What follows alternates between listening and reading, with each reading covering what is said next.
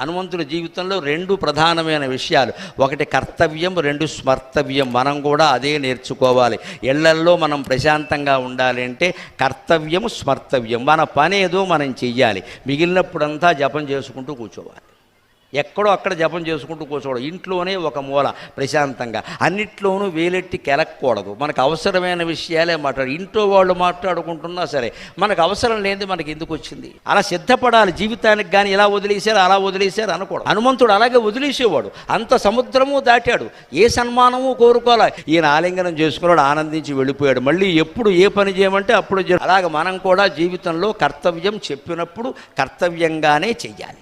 అంతకు మించి అధికంగా చెయ్యడం, లేకపోతే అందరికంటే ముందు మనం దూసుకుంటూ వెళ్ళిపోయి ఏదో చేద్దాం అనుకోవడం, ఇవన్నీ కూడా మనకి చాలా ఇబ్బందులు తెచ్చిపడతాయి. హనుమంతుడి నుంచి నేర్చుకోవలసింది మనం అదే.